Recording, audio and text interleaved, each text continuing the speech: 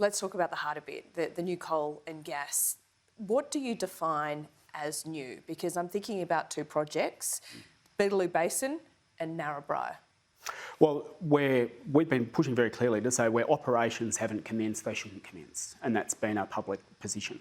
So even if, say with Scarborough project, for example, off Western Australia, which is a massive, massive project, once that gets up and running, you're talking about the equivalent of about 13 to 15 coal-fired power stations running a year. Like, that's got to stay in the ground. Now, work hasn't commenced on that, operations haven't commenced on that.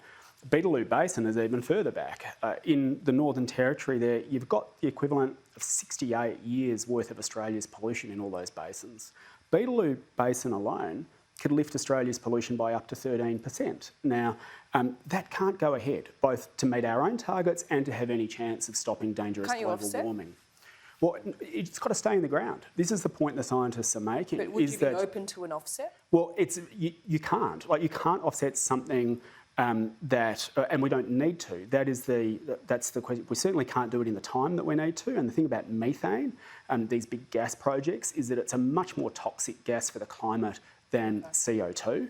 And so scientists are screaming at us, saying, keep this in the ground. And it's not even not just the scientists. The International Energy Agency, quite a conservative body that represents all the energy producers, has said to meet net zero by 2050, which we think is too late, but even to meet that, you can't have any new coal or gas projects starting now. So there's the advice is crystal clear. Don't open these things up. Let's get technical for a moment, because Narrabri is further advanced. Could you see a scenario where Narrabri goes ahead, supplies the East Coast gas market, but perhaps you draw your red line on Beetaloo?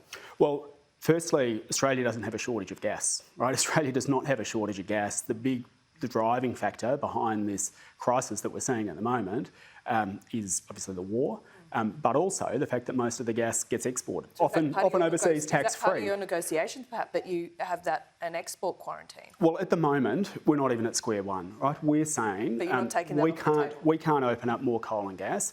At the moment, the government's saying, no, we want more coal and gas. That remains a point of difference.